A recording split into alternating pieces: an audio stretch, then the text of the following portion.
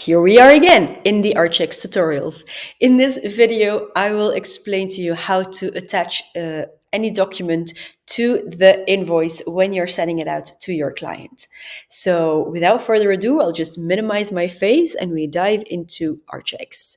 So you are already in the right project where you want to send out the invoice, and you go all the way down to invoicing.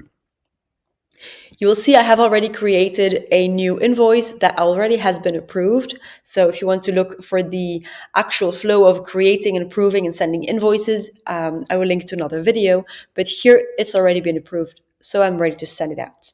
Just click on the invoice and choose submit.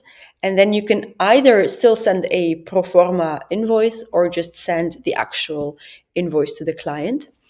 And as everywhere in ArchX, he already takes all the data from the project. So this is already filled out.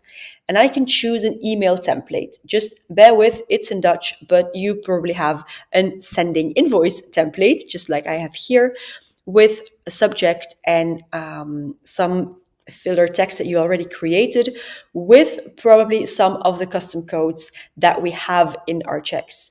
How to set this up is part of another video, which of course I will link in the corner when you are on YouTube. In this one, he takes a contact person, but that is just called accountancy. So just remove this one. I have the invoice number and I have the due date of this invoice.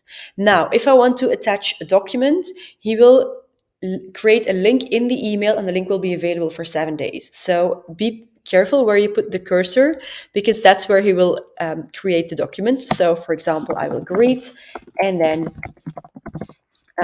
voila, have the attachment listed, and I can click on document and add it from all the documents that are connected to this project in ArchX. So be careful here. I cannot add a document from my computer. I have to have it uploaded already into ArchX connected to this project. I will choose something that makes sense. So for example, a report, and you can see if I clicked it, that he adds the link in the email and the little note that the document is available for a week with the link. Now, if I want to send it, he will add it to the email, just like we wanted. I will not do this right now because this is just a demo, but this is how you add an actual extra document to the email.